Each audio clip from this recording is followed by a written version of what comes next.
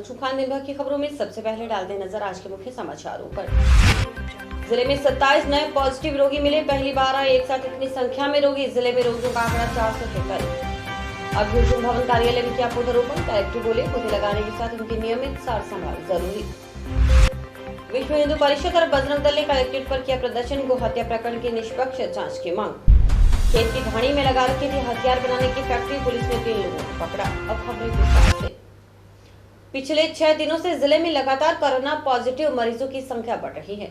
सोमवार को जिले में 27 नए केस आए हैं। इसमें 18 जंक्शन क्षेत्र से तो 4 टाउन और 5 पीलीबंगा के मरीज हैं।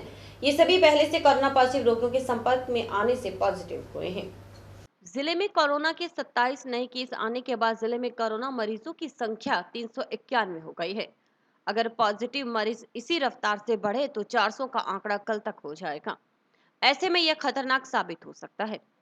सोमवार को मिले नए 27 मरीजों से 7 जंक्शन पुलिस थाना से हैं। वहीं 3 जंक्शन के sector 12, 1 junction civil line, 1 junction के सेक्टर 6 से, 1 जंक्शन की पुलिस लाइन से, 1 जंक्शन के वार्ड नंबर 10 गांधीनगर से, 2 जंक्शन की सब्जी मंडी से, 5 पीलीबंगा के वार्ड 14 और वार्ड 7 से, 1 टाउन के गुड़ मंडी से, 2 टाउन के सेक्टर 3 से, 1 टाउन के पंजाबी मोहल्ला से, 2 जंक्शन की श्याम सिंह कॉलोनी से है। जिले में 22 अगस्त को बीकानेर भेजे गए 376 सैंपल की रिपोर्ट में एक साथ 27 नए पॉजिटिव आने से जिले में हड़कंप मचा हुआ है। इसमें 10 repeat positive, 29 reject, 3 pending, 310 negative हैं। ऐसे में हमें अभी भी कोरोना की गाइडलाइन का पालन करना जरूरी है। खास बात यह है कि लोग कोरोना गाइडलाइन को लेकर लापरवाह नजर आ रहे हैं। वहीं सोशल डिस्टेंसिंग की जमकर धज्जियां उड़ाई जा रही हैं। आज 22 तारीख के सैंपलिंग की रिपोर्ट आई थी, जिसमें से हमारे 27 से मरीज पॉजिटिव आई है। 7 जंक्शन थाना के हैं, बाकी अन्य जंक्शन के टाउन के मिलाकर लोग आए हैं। 391 हो गए हमारे टोटल हनुमानगढ़ ज़िले में पॉजिटिव, और बाकी सैंपलिंग कल की रिपोर्ट पेंडिंग है। कॉन्टेक्ट हिस्ट्री को ट्रेस कर रहे हैं, ज़्यादा से ज़्यादा सैंपलिंग के बारे में कर रहे हैं, प्रयास कर रहे हैं। अभियोजन भवन परिसर में सोमवार को पौधारोपण किया गया। इस दौरान collector Zakir Hussain, ADM Ashok Asija, SP Rashi Dogra सहित अन्य अधिकारी व कर्मचारी मौजूद रहे। कलेक्टर ने पौधे लगाने के साथ साथ उनकी सार संभाल करने के निर्देश दिए। जिला कलेक्टर ने पौधारोपण करते हुए कहा कि प्रकृति को अगर बचाना है तो हमें पौधारोपण करते हुए उनको पालना भी होगा, उन्हें सहेजना होगा। यदि पेड़ रहेंगे तो पृथ्वी रहेगी। उन्होंने उपस्थित लोगों से नियमित रूप से पौधों की देखभाल करने और अपने जीवन में एक पौधा अवश्य लगाने की बात कही। इस मौके पर एसपी राशि डोगरा सहित एडीएम अशोक आसीजा, ओम प्रकाश आर्य, सहायक निदेशक अभियोजन अधिकारी मीनाक्षी भिड़ासरा, पुष्पेंद्र सिंह शेखावत, कुलदीप कुमार सिंह, रवि घिंटाला, उपेंद्र सिंह, सतीश कुमार मित्तल, प्रशासनिक अधिकारी एवं कार्यालय स्टाफ, देवी प्रसाद शर्मा, मुरारीलाल वर्मा, सुखविंदर सिंह, संजू वर्मा, सुलोचना प्रजापत आदि व मानव उत्थान सेवा समिति के लादू सिंह भाटी, संजय सिंह रावत, जिला वन अधिकारी करण सिंह काचला, राजीव कुमार गुप्ता सहित अधिकारी और कर्मचारी मौजूद थे। अभियोजन भवन परिसर के बाहर नीम, जामुन, कदम, परिजात, पीपल आदि विभिन्न प्रजातियों के पौधे लगाए गए। राष्ट्रीय कार्यक्रम के वृक्षारोपण के रूप में इसको हम और भी आगे बढ़ाएंगे, और कार्यालय के इनसाइड में भी काफ़ी वृक्षारोपण का हमारा प्रोग्राम है जो नियमित रूप से चलता रहेगा, और कार्यालय भवन को साफ सुथरा और सुंदर बनाने के पूरा प्रयास किया जाएगा। संदेश मैं तो ये कहना चाह रहा हूँ कि हर व्यक्ति को प्रकृति प्रेमी होना चाहिए और अधिक से अधिक वृक्षारोपण करना चाहिए, और जो वातावरण जो दूषित हो रहा है उसका नियंत्रण करने का एकमात्र तरीका यही है कि अधिक से अधिक वृक्षारोपण हो। नहीं तो आने वाली पीढ़ियाँ हमारे को यही कहेंगे कि भाई आप लोगों ने कैसा माहौल हमारे को जीवन जीने के लिए दिया है। तो मेरे तो देश के प्रदेश के सभी व्यक्तियों से है कि एक कोई व्यक्ति अपने जीवन काल में कम से कम 10 वृक्ष तो जरूर लगाए। अधिक लगाए वो और अच्छी बात है, लेकिन कम से कम 10 का उसका टारगेट होएगा, तो ये हम आने वाली पीढ़ी को एक अच्छा और स्वस्थ वातावरण दे पाए। गो हत्या करने वालों के विरुद्ध मामला दर्ज करवाने वालों के खिलाफ ही साजिश के तहत झूठा मुकदमा दर्ज करवाने के विरोध में सोमवार को विश्व हिंदू परिषद, बजरंग दल और गांव रामसरा नारायण के लोगों ने कलेक्ट्रेट पर प्रदर्शन किया। साथ ही झूठे मामले पर रोक नहीं लगाने पर आंदोलन की चेतावनी दी।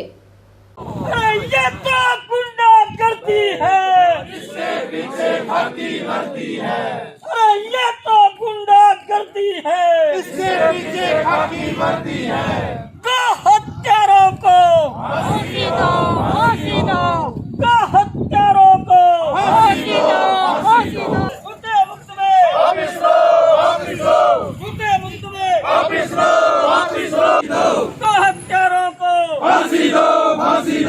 भारत माता की भारत माता की। गांव रामसरा नारायण में विगत 6 जून को गौ हत्या कर मांस पकाकर खाने के मामले में दोषियों को सजा देने की बजाय उल्टा सूचना देने वाले लोगों पर झूठा मुकदमा दर्ज करवाने के विरोध में सोमवार को कलेक्ट्रेट के सामने प्रदर्शन किया गया। दरअसल यह प्रदर्शन गोकशी प्रकरण के निष्पक्ष जांच की मांग को लेकर किया गया। सरकार की गाइडलाइन के अनुसार सोशल डिस्टेंसिंग की पालना के साथ इसमें विश्व हिंदू परिषद और बजरंग दल के कार्यकर्ता शामिल हुए। वहीं भाजपा नगर देहात सहित गांव के ग्रामीण भी जुटे। सभी ने प्रशासन के खिलाफ नारेबाजी की और बीकानेर रेंज के पुलिस महानिरीक्षक को कलेक्टर के माध्यम से ज्ञापन सौंपा। इस दौरान कलेक्ट्रेट के सामने हुई सभा में वक्ताओं ने कहा कि गोहत्या करने वालों को कभी बख्शा नहीं जाएगा, उन्हें अवश्य ही सजा दिलाई जाएगी। सुनिए क्या बोले आशीष पारिक। विश्व हिंदू परिषद बजरंग दल नगर मंडल भाजपा के दोनों टाउन और देहात जंक्शन तीनों नगर मंडल व रामसरा नारायणा की जो जनता है वो यहाँ पर कलेक्ट्रेट के सामने इकट्ठा हुई थी। हम सभी लोगों की ये मांग थी कि जो 6/6/2020 को गौ हत्या हुई और उसका मांस जो है पका करके खाया गया और जिन लोगों ने इसकी शिकायत कराई उन्हीं लोगों के विरुद्ध प्रशासन ने एक साजिश के तहत मुकदमा जो है दर्ज कर दिया। हम लोगों की ये मांग थी कि प्रशासन इसमें अभी समय रहते चेते, नहीं तो एक बड़े आंदोलन का रूप यह हम दिला के रहेंगे। अभी प्रशासन जो है उन्होंने, हम जब एएसपी साहब से मिले थे उन्होंने भी इस बात को लेकर हमें आश्वस्त किया था कि मैं पूर्णतया इसमें आप लोगों के साथ हूं, लेकिन शायद प्रशासन ये भूल गया कि हमने पहले भी प्रशासन को मजबूर किया है। हम मजबूर नहीं हैं, हम केवल और केवल प्रशासन की मजबूरी समझ रहे हैं और ज़रूरत पड़ी तो प्रशासन को मजबूर करके दिखाएंगे। की ये घटना कांग्रेस की उसी सोच की परिचायक है जिसके अंदर वो हिंदूवादी विचारधाराओं को और हिंदूवादी विचारों को दबाने का प्रयास करती है। भाजपा पुरजोर विरोध करती है ऐसे किसी भी प्रयास का। ये क्षेत्र यहाँ पे हिंदू और सिख बहुसंख्यक हैं। यहाँ पर इस तरह की घटनाएं एक बहुत बड़ी किसी भी तरह के एक आंदोलन को खड़ा कर सकती हैं और उसकी पूरी की पूरी जिम्मेवारी इस प्रशासन की होगी। वहीं इस मामले में जिस पर मुकदमा दर्ज हुआ उन्होंने बताया कि आरोपी खुलेआम घूम रहे हैं जबकि पुलिस आरोपियों को शह दे रही है। बताइए, ये मामला मेरे पे हुआ था, मेरे और मेरे भाई पे हुआ था और 3 अन्य के खिलाफ हुआ है जो नाजायज़ है। हम न्याय लेने के लिए न्याय मंदिर जो प्रशासन है उनके पास आए हैं। कलेक्टर साहब को हमने ज्ञापन दिया। आज हमने ये भी कहा है भी कोरोना काल को समझते हुए हमने एक छोटा सा प्रोग्राम रखा था। अगर आप चाहते हो तो ये हमारे जो मुकदमे आप वापस से ले लो, नहीं तो हम आगे से जो है आप आगे से इससे बड़ा भी आंदोलन करेंगे। बिल्कुल जी, धमकियाँ भी वो जो शख्स है हमारे को ये भी कह रहा है कि मैं अगर आ गया तो मैं ये करूँगा वो करूँगा, फालतू बातें करता है जी। हम नहीं चाहते भी किसी का कोई नुकसान हो। सदर पुलिस ने 150 ग्राम अफीम सहित एक जने को पकड़ा है। पुलिस के मुताबिक वार्ड 5 नई खुंजा के रजब अली उर्फ राजा पुत्र मोहम्मद आमिर के खिलाफ एनडीपीएस एक्ट के तहत मामला दर्ज किया गया है। सदर पुलिस ने रविवार शाम को जेडीडब्ल्यू नहर के पास गश्त के दौरान कार्रवाई करते हुए आरोपी को 150 ग्राम अफीम सहित पकड़ा है। यह कार्रवाई थाना प्रभारी लखवीर सिंह गिल के नेतृत्व में पुलिस टीम ने की। अब इस मामले की जांच जंक्शन थाना के उप निरीक्षक लालचंद सोखल करेंगे। पुलिस ने आरोपी को पकसारना में एसएसडब्ल्यू नहर के पास पकड़ा है। आरोपी के कब्जे से 150 ग्राम अफीम बरामद हुई है। पुलिस अब इस आरोपी से पूछताछ में यह पता लगाएगी कि आरोपी यह अफीम कहां से और कहां बेचने के लिए लाया था। श्रीमान आईजीपी साहब बीकानेर रेंज और एसपी साहब हनुमानगढ़ द्वारा जो अवैध धंधों और अवैध मादक पदार्थों के विरुद्ध जो अभियान चलाया जा रहा है उसी निरंतरता में जाब्ता दौरान गश्त पक्का सहारना के पास जेडीडब्ल्यू नहर रोई पक्का सहारना से मुलजिम राजब अली उर्फ राजा पुत्र मोहम्मद आमिर निवासी वार्ड नंबर 5 नई खुंजा हनुमानगढ़ जंक्शन इसके कब्जा से कुल 150 ग्राम अफीम बरामद की जाकर और तफ्तीश श्री लालचंद जी sub inspector PS Hanumangarh junction के द्वारा जारी है। केंद्रीय विद्यालय प्रबंधन समिति की बैठक सोमवार को कलेक्टर जाकिर हुसैन की अध्यक्षता में हुई। इसमें स्कूल के आगे रोड पर ब्रेकर लगाने, children park, e resource room बनवाने के निर्णय सहित स्कूल की विभिन्न समस्याओं पर चर्चा की गई। बैठक में स्कूल के नए सत्र की पहली बैठक थी। केंद्रीय विद्यालय के नए सत्र की पहली बैठक में कई अहम निर्णय लिए गए। यह बैठक 4 माह में एक बार होती है। इसी के दृष्टिगत इस बैठक का आयोजन किया गया। इसमें कलेक्टर ने स्कूल में चल रहे कार्यों और प्रगति के बारे में जानकारी ली।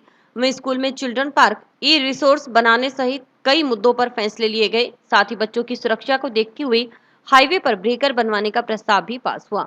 इसके अलावा एसी खरीद सहित कई महत्वपूर्ण निर्णय कलेक्टर की मौजूदगी में लिए गए।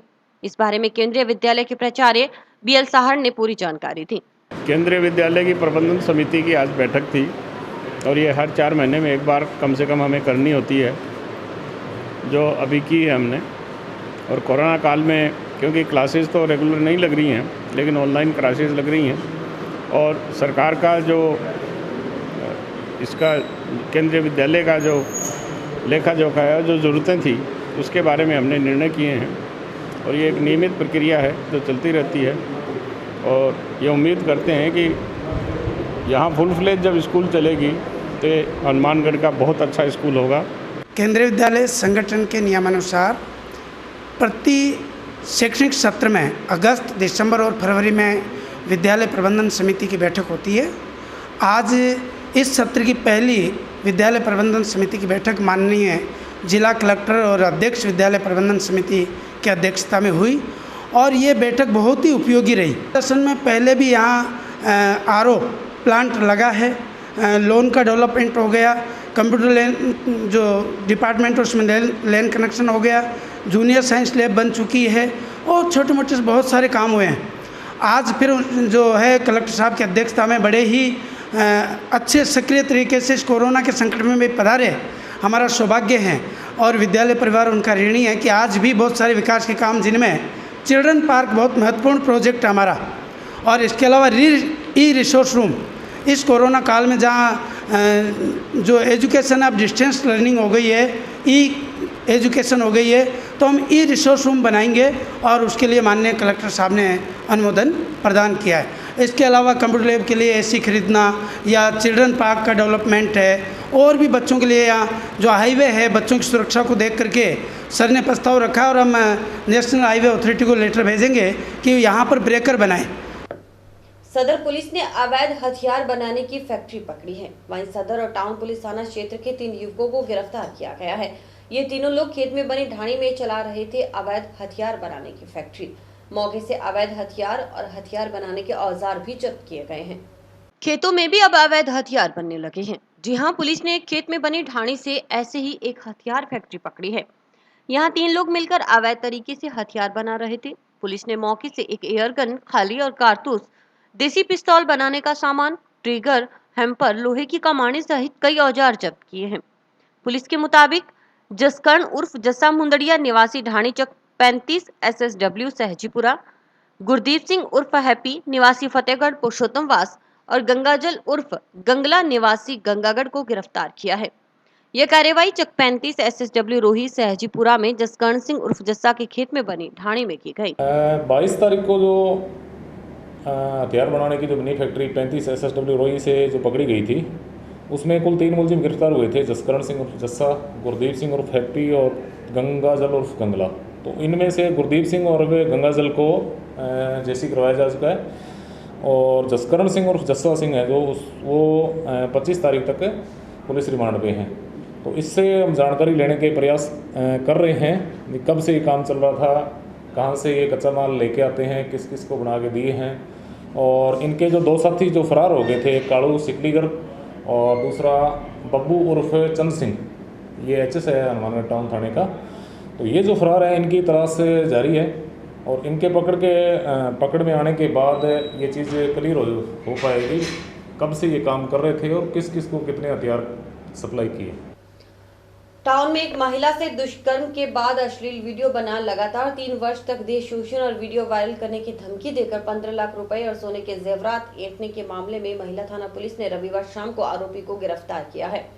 खास बात है कि पीड़िता की गुहार पर पुलिस ने FIR दर्ज करने से लेकर गिरफ्तारी तक की पूरी कार्रवाई को गोपनीय रखा गया। देखिए पूरी रिपोर्ट। महिला को दुष्कर्म के बाद आपत्तिजनक वीडियो दिखाकर ब्लैकमेल करने का आरोपी अब पुलिस की गिरफ्त में है।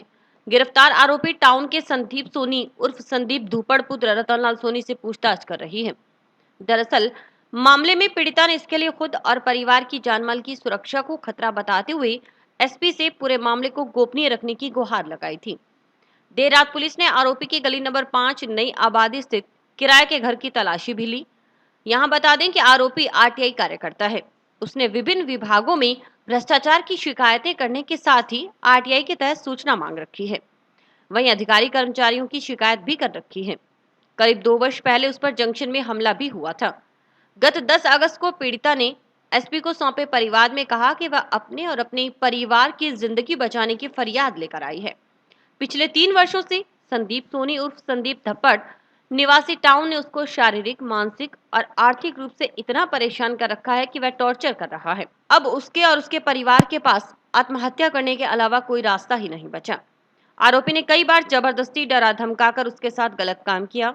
शारीरिक और मानसिक व आर्थिक शोषण के साथ ही संदीप सोनी ने उसे बदनाम करने के लिए घर से निकलने पर उठवाने की धमकी दी और मेरे पति को जान से मारने की धमकी दे रखी है। पीड़िता ने एफआईआर में बताया कि आरोपी के पास उसके आपत्तिजनक वीडियो है जो कि उससे बिना किसी जानकारी के बनाकर रखी हुई है। उसके पास 3-4 मोबाइल, हिडन कैमरा, अवैध पिस्तौल, एक कार और 3-4 आदमी भी हैं जिनके बलबूते पर अपना ब्लैकमेलिंग का धंधा करता है। पीड़िता ने पुलिस को बताया कि वह पिछले कई सालों से कई युवतियों और महिलाओं को अपनी बातों में बहला फुसलाकर ब्लैकमेलिंग करता आ रहा है। उसे डरा धमकाकर 14 से 15 लाख रुपए और 20 से 22 तोला सोना भी हड़प लिया। पीड़िता ने परिवार में गुहार लगाई थी कि मामले की विश्वसनीय अधिकारी से गोपनीय जांच करा आपत्तिजनक वीडियो व फोटो डिलीट कराकर उसके व उसके परिवार के मान सम्मान और जीवन की रक्षा की जाए। एसपी के आदेश पर ही महिला थाना पुलिस ने 18 अगस्त को इस संबंध में एफआईआर दर्ज की थी। महिला थाना प्रभारी रविंदर सिंह नरूका ने बताया कि आरोपी संदीप सोनी को गिरफ्तार कर गहन पूछताछ की जा रही है। बरामदगी के लिए उसके घर पर दबिश दी गई, लेकिन फिलहाल कुछ नहीं मिला है। आरोपी को अब रिमांड पर लिया जाएगा।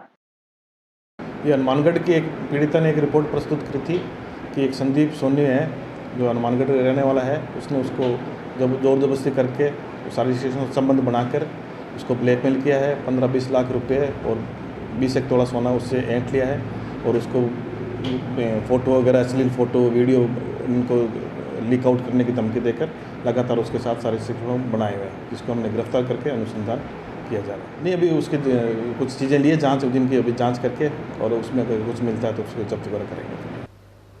सरकार द्वारा जारी अध्यादेश के खिलाफ प्रदेश के व्यापारियों ने हड़ताल का ऐलान किया है। प्रदेश व्यापी हड़ताल में हनुमानगढ़ के व्यापारी भी अपना समर्थन देंगे और मंडियों में कामकाज बंद रखे जाएंगे।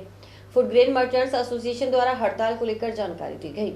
भारत सरकार द्वारा 5 जून को जारी किए गए अध्यादेश के अनुसार मंडियों से बाहर मंडी टैक्स, मंडी सेस लेवी, किसी भी प्रकार के सेस समाप्त कर दिए गए हैं। इसी आदेश में प्रावधान है कि मंडी परिसर में कार्य करने वाले व्यापारी को मंडी से मंडी शुल्क, कृषि कल्याण फीस, विकास शुल्क, अन्य सभी प्रकार के संधारित शुल्क राज्य सरकारों द्वारा वसूल किए जा सकेंगे। व्यापारियों द्वारा इस कानून का विरोध करते हुए 3 दिवसीय हड़ताल का ऐलान किया गया है। सरकार द्वारा इस कानून को वापस लेने की मांग ज्ञापन के जरिए की गई है। प्रदेश व्यापी हड़ताल के तहत मंडियों में व्यापारी कामकाज ठप रखेंगे। राजस्थान खाद्य पदार्थ व्यापार संघ की मीटिंग हुई थी जयपुर में और सारे व्यापारी जो 247 मंडियों के व्यापारी वहाँ पहुँचे थे, उसमें सर्वसम्मति यही निर्णय लिया गया है कि 25 से 28 तक 4 दिन मंडियाँ बंद रहेगी। कोई भूली नहीं होगी, कोई काम नहीं होगा। यदि फिर भी सरकार अपने मांगों को नहीं मानती है तो आंदोलन हो सकता है आगे और बढ़ाया जाए। जो 3 अध्यादेश लेके गवर्नमेंट आई, सेंट्रल गवर्नमेंट, उसके विरोध में हमारी हड़ताल है। पहले 1 दिन की थी, अब 4 दिन है। और हमारी ये मांग है भी जो मंडियाँ बाहर माल बेच किसान का बिकेगा उस पर कोई मंडी टैक्स नहीं लगेगा। इस कारण मंडियाँ फैल हो जाएंगी, मंडियों में माल आएगा क्यों 2.5% का रेट का फ़र्क हो जाएगा। 2.5% से 5,000 यदि माल बिकता है तो 150-200 का फ़र्क पड़ता है, तो उससे किसान क्यों लेके आएगा मंडी में। हमारा यही है कि राज्य सरकार है तो इसको पंजाब हरियाणा में भी लागू नहीं किया और हमारे राजस्थान के मुख्यमंत्री अशोक गहलोत ने इसको राजस्थान में भी लागू कर दिया। हम ये चाहते हैं कि राजस्थान गवर्नमेंट चाहे तो इसको कम कर सकते हैं, जैसे 50 पैसे सैकड़ा कृषि कल्याण कोष है उसको ख़त्म कर दे और जो ₹1.60 मार्केट है उसको 50 पैसे, 25 पैसे या 50 पैसे हो जाए, तो जिससे वो माल मंडियों में आना चालू हो जाएगा और व्यापारी, मजदूर, लेबर, ये सारों का काम चलेगा। यदि मंडी में माल लें तो ये सारे बेले के बेले, मंडी में जो काम दुकानों पे करते हैं उनका क्या करना है, ये मंडियाँ बिल्कुल बंद हो जाएगी। राजस्थान शिक्षक सेवा प्राध्यापक संघ रैसला की जिला और ब्लॉक इकाई की बैठक टाउन 40 सरकारी स्कूल में सोमवार को हुई। कोरोना गाइडलाइन के अनुसार हुई बैठक में ब्लॉक इकाइयों का पुनर्गठन सहित रेसला की विभिन्न मांगों पर मंथन किया गया। राजकीय उच्च माध्यमिक विद्यालय फोर्ट में हुई राजस्थान शिक्षक सेवा प्राध्यापक संघ रेसला की जिला एवं ब्लॉक इकाई की बैठक में लेक्चर की समस्याओं पर घंटों मंथन हुआ। इसके बाद तैयार समस्याओं का ज्ञापन तैयार किया गया, जिसे कलेक्टर और जिला शिक्षा अधिकारी को सौंपकर राज्य सरकार तक भिजवाया जाएगा। बैठक में स्थायीकरण के मुद्दे सहित खासकर संख्यात्मक अनुपात में पदोन्नति सहित विभिन्न मांगों को लेकर अभियान चलाने का निर्णय लिया गया। रेसला की जिला इकाई और ब्लॉक इकाई की संयुक्त बैठक राजकीय उच्च माध्यमिक विद्यालय हनुमानगढ़ टाउन फोर्ट में रखी गई, जिसमें कोरोना काल को देखते हुए गाइडलाइन का पालन करते हुए बैठक में सभी साथियों को बताया गया कि किस प्रकार से कोरोना से हमें लड़ना है, और इसके साथ ही रेसला की जो विभिन्न मांगें थी उन पर अभी विचार विमर्श किया जा रहा है, जिसमें ब्लॉक इकाइयों का पुनर्गठन है, ब्लॉक की सदस्यता अभियान है, और अन्य जो लेक्चर से संबंधित ACP के प्रकरण हैं या उनके स्थायीकरण का मुद्दा है, इन मुद्दों को लेकर के बैठक में हमने ज्ञापन तैयार किया है और आगामी दिनों में जिला शिक्षा अधिकारी और श्रीमान कलेक्टर साहब को राज्य सरकार के लिए ज्ञापन दिया जाएगा, जिसमें लेक्चर्स की जो महती मांग है 18,750 और संख्यात्मक अनुपात में पदोन्नति, इन पर लेकर के आगे अभियान चलाया जाएगा। गोहत्या प्रकरण मामले को लेकर सरपंचों में आक्रोश है। सरपंचों ने बैठक में तय किया कि झूठे मुकदमे पर FIR नहीं लगने पर 26 अगस्त को कलेक्ट्रेट का घेराव करेंगे। रामसरा नारायण सरपंच पति पर करवाए गए झूठे SC/ST के मुकदमे पर FIR लगाने की मांग को लेकर हनुमानगढ़ सरपंच एसोसिएशन द्वारा यूनियन अध्यक्ष देवेंद्र बराड़ व रामेश्वर लाल सरपंच की अध्यक्षता में टाउन स्थित गुरुद्वारा शहीद बाबा सुखा सिंह महताब सिंह में एक बैठक का आयोजन किया गया। बैठक में ग्राम पंचायत रामसरा के सरपंच पति हरदीप सिंह, निर्वैर सिंह व अन्य 3 जनों पर करवाए गए ST/SC के झूठे मुकदमे को वापस लेने और गोहत्या प्रकरण के आरोपी गोपीराम बावरी को गिरफ्तार कर सख्त से सख्त कार्रवाई करने की मांग को लेकर 26 अगस्त बुधवार को समस्त ग्राम पंचायतों के सरपंच और उनके साथियों द्वारा जिला कलेक्ट्रेट का घेराव करने का निर्णय लिया गया। फरवरी महीने में रामसरा ग्राम पंचायत में एक गौकांड हुआ, जो एक बावरी कास्ट का आदमी उसने गौ काट के और भट्टों पे सब पे गौ मांस बेचान किया, उनसे पैसे एकत्रित किए, और सरपंच साहब को पता लगा, जब गांव वालों ने उसको घेरा, उसको कुटामारी कर रहे थे, सरपंच साहब उसको छुड़ाने गए, हरदीप सिंह जी उसको बीच में बचाव किया और क्या उसको बचाया। उसके एवज में ना तो कि उस बावरी पे मुकदमा दर्ज हुआ, हरदीप सिंह और उसके भाई के और उसके परिवार के लोगों के खिलाफ मुकदमा दर्ज कर दिया। उसको अभी तक भी किसी प्रशासन ने, पुलिस प्रशासन ने अभी तक कोई अरेस्ट नहीं किया, और सरपंच और उसके भाई और उसके मित्र बंधुओं को उनको अरेस्ट वारंट जारी कर रखे हैं। हम उनके बचाव के अंदर सारे सरपंच साहिबान पूरी यूनियन इकट्ठी हुई हैं, और परसों हम भी सारे सरपंच 41 इकट्ठे होके इस कार्रवाई के प्रति उनसे मिलेंगे, ताकि इनको न्याय मिले। जो आज न्याय मिलना इनको चाहिए था, इनको दोषी ठहराया जा रहा है, वो आज खुलेआम सरेआम ओपन में फिर रहा है, ना उसको अभी तक अरेस्ट किया ना और कुछ किया। इसके लिए हम सभी सरपंच साहिबान सारे इकट्ठे होकर प्रशासन SP साहब कलेक्टर साहब को मिलेंगे और ज्ञापन देंगे। नशा हमारा दुश्मन है, नशे से कर लो तौबा, नहीं तो पछताना पड़ेगा आदि स्लोगन और गीतों के माध्यम से सोमवार को दोखेंजे पंचायत से रथ रवाना किया गया।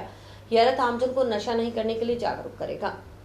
दोखेंजे पंचायत से नशा मुक्त अभियान के तहत रथ यात्रा शुरू की गई। यह रथ यात्रा जिले भर में घूमते हुए आमजन को नशा नहीं करने के लिए जागरूक करेगी, साथ ही नशे के दुष्प्रभाव की जानकारी आमजन को देगी। ग्राम पंचायत सरपंच सहित ग्रामीणों ने इस रथ में शामिल लोगों को मालाएं पहनाकर रवाना किया और उम्मीद जताई कि इस रथ यात्रा से बड़ा बदलाव आएगा। इस रथ के ऊपर होर्डिंग्स से नशे के दुष्परिणाम संबंधी चित्र और स्लोगन लिखे गए हैं। वहीं गीतों के जरिए भी आमजन को नशा नहीं करने की सलाह दी जा रही है।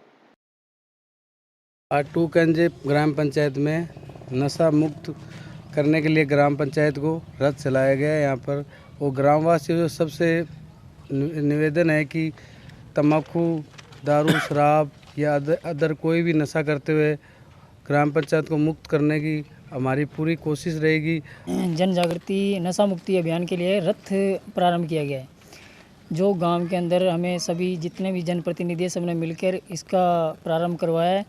जो गांव के अंदर नशा चल रहा है उसके लिए हमें ग्रामवासियों से निवेदन करते हैं भी वो इसमें सहयोग करें, और हमारी जो पंचायत की तरफ से जितनी कोशिश होगी हम भी पूरा सहयोग करेंगे। जिला मुख्यालय पर खस्ताहाल सड़कों के हालात में सुधार नहीं हो रहा। हालात यह है कि अब लोग हर दिन नए तरीके से विरोध कर रहे हैं। रविवार को अखिल भारतीय ग्राहक पंचायत के सदस्यों ने सड़कों के बीच बने गड्ढों में पौधारोपण कर प्रशासन एवं विभागीय अधिकारियों के खिलाफ नारेबाजी की। स्थानीय प्रशासन, स्थानीय प्रशासन, स्थानीय प्रशासन, विधायक महोदय, विधायक महोदय, स्थानीय प्रशासन। ये कोई पौधारोपण कार्यक्रम नहीं है, बल्कि यह रोष है टूटी सड़कों के विरोध में। दरअसल जिला मुख्यालय की टूटी सड़कों के हालात सुधारने की मांग को लेकर विरोध स्वरूप ये लोग सड़कों में बने गड्ढों से परेशान होकर इन्हीं गड्ढों में पौधे लगा रहे हैं। इनका कहना है कि एक नहीं बल्कि हनुमानगढ़ में सभी सड़कों का यही हाल है। हम प्रशासन, सरकार और विभाग को चेता रहे हैं कि इस हालत को सुधारा जाए, नहीं तो वे आंदोलन तेज करेंगे। सदस्यों ने भगत सिंह चौक से संगरिया मार्ग, बस स्टैंड से रेलवे ओवरब्रिज, सूरतगढ़ मार्ग की सड़कों पर स्थित गड्ढों में पौधारोपण किया। सुनिए क्या बोले अखिल भारतीय ग्राहक पंचायत के सदस्य। अखिल भारतीय ग्राहक पंचायत एक आरएसएस का एक बहुत बड़ा संगठन है, राष्ट्रीय स्तर का संगठन है। तो हमने क्या किया, जन जागृति अभियान यानी ध्यानाकर्षण आंदोलन शुरू किया है। इस संस्था के द्वारा हम ये क्या चाह रहे हैं कि जो अभी आपने देखा है कि स्थानीय स्तर पर, स्थानीय क्षेत्र में हमारे जो सड़कों की बहुत ज़्यादा खस्ता हालत हुई पड़ी है।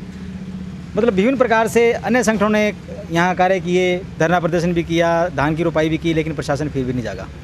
तो हमने इस आंदोलन के लिए हमने एक आंदोलन शुरू किया, इसके दौरान हमने आज पौधारोपण किया है। जो सड़कों की हालत खस्ता हुई है, मतलब हमें ऐसा महसूस हो रहा है कि हमारा जो क्षेत्र है हनुमानगढ़ है, लेकिन हनुमानगढ़ में गड्ढे नहीं बल्कि गड्ढों में हनुमानगढ़ है। क्योंकि इतनी बुरी हालत शायद किसी शहर की होगी, किसी जगह की होगी। यहाँ का जो स्थानीय प्रशासन है, चाहे वो PWD है, चाहे वो अपने हमारे स्थानीय विधायक हैं, चाहे स्थानीय प्रशासन है, वो शायद सोया हुआ है, उनको कोई भी सुध नहीं है। वो तब जागेंगे जब किसी की यहाँ कोई हादसा हो जाएगा, किसी की यहाँ समस्या की डेथ हो जाएगी, किसी की टांग टूट जाएगी, मतलब हादसे के बाद शायद वो जागेंगे। तो हम उनको ये ध्यानाकर्षित कर रहे हैं कि ये सड़कें हैं वो ख़राब हैं, इनका निर्माण करवाया जाए। और इस अभियान की शुरुआत हमने पौधारोपण से की है। और इसी के साथ समाचार समाप्त हुए। रोजाना देखते रहिए समाचार। नमस्कार।